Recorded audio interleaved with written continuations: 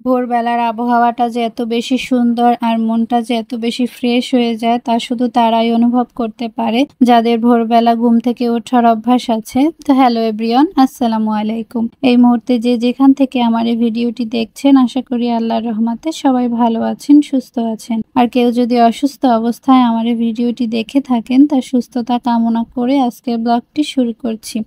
ফজরের নামাজ শেষ করে একটু হাঁটতে বের হয়েছি। সকালবেলা ঘুম থেকে উঠে যদি একটু হাঁটা যায় তাহলে শরীরটাও যেরকম ভালো থাকে, মনটাও ভালো থাকে সারাদিন। অনেকদিন থেকেই সকালে হাঁটতে বের হতে চাচ্ছিলাম, কিন্তু এখানে প্রায় প্রতিদিনই বৃষ্টি হচ্ছে। বরিশালে বেশ ভালো পরিমাণই বৃষ্টি হচ্ছে কিছুদিন ধরে। হেঁটে এসে দেখি যে আগামীকালকে মা আমার জন্য পাকন পিঠা বানিয়েছিল, সেটা বেড়ে রেখেছে। সকাল থেকে হেঁটে যতটুকু ওজন কমিয়ে এসেছিলাম তার থেকেও বেশি বেড়ে গেল এই মিষ্টি খাবারটা খেয়ে। যাই হোক, মা কষ্ট করে বানিয়েছে, খেতে তো হবেই। আর এই পিঠাটা আমার খুব ভালো লাগে। এদিকে আবিয়ান সকাল থেকে বায়না করছিল যে সে চপস্টিক দিয়ে নুডলস খাবে। ও এই চপস্টিক দিয়ে নুডলস খেতে খুব পছন্দ করে। রান্না করে দিয়েছি, এখন সে ভীষণ হ্যাপি। আজকে বাসায় গেস্ট আসবে, তারই আয়োজন চলছে। এখানে সবকিছু পরিষ্কার করে রাখা হয়েছে। আর আমার ভাবির মাটির চুলা আছে, বেশি রান্না বান্না হলে সে নিচে গিয়ে মাটির চুলায় রান্না করে। তো উপর থেকে সব ক্লিন করে রেখে গিয়েছে, সে অলরেডি রান্না বসিয়ে দিয়েছে। আর বাকি যে জিনিসপত্র ছিল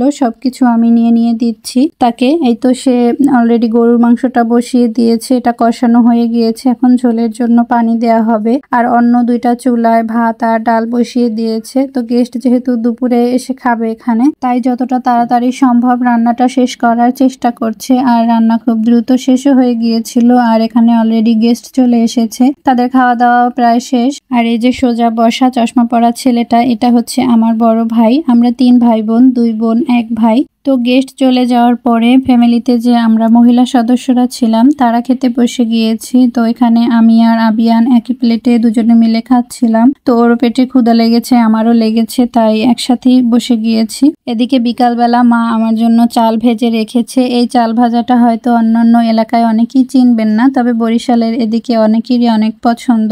আমার কাছেই তো রং চা দিয়ে চাল ভাজাটা খেতে অনেক ভালো লাগে, তাই আমি আসলে মা চাল ভেজে একটা বক্সে করে আমাকে দেয় যে যখন ভালো লাগবে খাবি। এই চাল ভাজাটা কিন্তু নারকেল দিয়ে খেতে অনেক ভালো লাগে। এদিকে আবিয়ানও খাচ্ছিল কি দুষ্টামি বেশি করছিল।